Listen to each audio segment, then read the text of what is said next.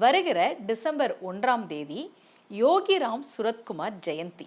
உங்கள் எல்லாருக்குமே அவரை பற்றி தெரிஞ்சிருக்கும். விசிறி சாமியார் அப்படின்னு சொல்லுவாங்க. திருவண்ணாமலைக்கு போனீங்கன்னா அவருடைய ஆசிரமத்துக்கு நம்ம கண்டிப்பாக போகணும். எப்பவுமே குருவருள் மூலமாகத்தான் திருவருளை பெற முடியும்.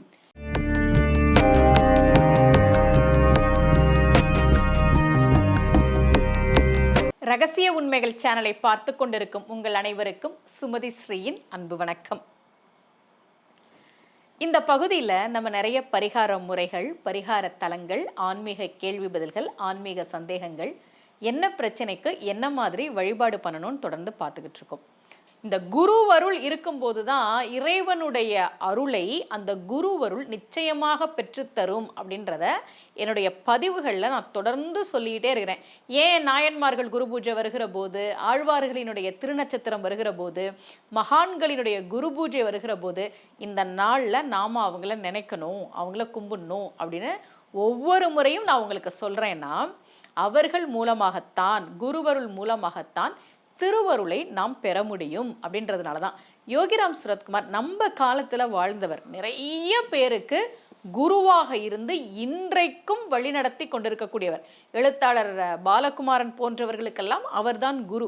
அவருடைய ஜெயந்தி நாளில் அவரை நாம் கண்டிப்பாக நினைக்க வேண்டும். உங்களுடைய மனக்குறைகள்லாம் என்னென்ன இருக்கோ அதையெல்லாம் தீர்த்து தரும்படி, எதெல்லாம் உங்களுக்கு தேவையோ அதெல்லாம் வேணும் அப்படின்னு நீங்கள் நிச்சயமாக அன்னைக்கு பிரார்த்தனை பண்ணுங்க. இப்போ ஒரு ஜாதகம் பார்த்துட்டு இருக்கிறீங்க பாருங்களேன். இந்த ஜாதகத்தில் லக்னம்ன்றது உங்கள் ஜாதகத்தில் லக்னம் எங்கே இருக்குது, நீங்கள் என்ன லக்னம்ன்றதை பார்த்து கணக்கெடுக்கணும். இது பொதுவாக நான் உங்களுக்கு ஒரு ஜாதகம் காட்டியிருக்கேன். இப்படி குரு பாதிக்கப்பட்டிருந்தா, பொதுவாகவே ஜாதகத்தில் குரு சரியில்லைன்னா சித்தர்களை வழிபாடு பண்ணுறது, சித்த புருஷர்களை வழிபாடு பண்ணுறது, மகான்களை வழிபாடு பண்ணுறது, இதெல்லாம் ஒரு தலை சிறந்த பரிகாரம். இந்த மாதிரி ஜாதகத்தில் யாருக்காவது குரு சரியில்லாமல் இருக்குது, குருவருள் வேணும், குரு தசை நடக்குது ஆனால் அது அவயோகியாக இருந்து தசை நடத்துது, இந்த மாதிரி பிரச்சனை இருப்பவர்கள் குருமார்களை வழிபாடு செய்வது அவசியம்.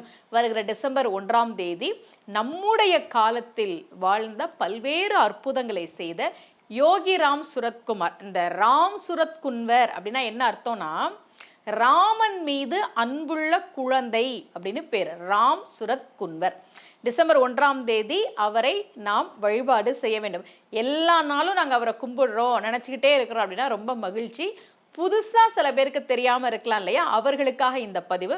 முக்கியமாக குருவருள் வேணும், குரு சரியில்லை, தசா நடத்தக்கூடிய குருவால் சில பாதிப்புகள் இருக்குது, இந்த மாதிரி பிரச்சனை இருப்பவர்கள் நிச்சயமாக குருவருளை பெற டிசம்பர் 1ஆம் தேதி அன்றைக்கு யோகிராம் சுரத்குமார் அவர்களை சில நிமிடங்களாவது நினைத்து வழிபாடு செய்யுங்கள். மீண்டும் சந்திக்கலாம். அனைவருக்கும் அன்புடன் சுமதி ஸ்ரீ.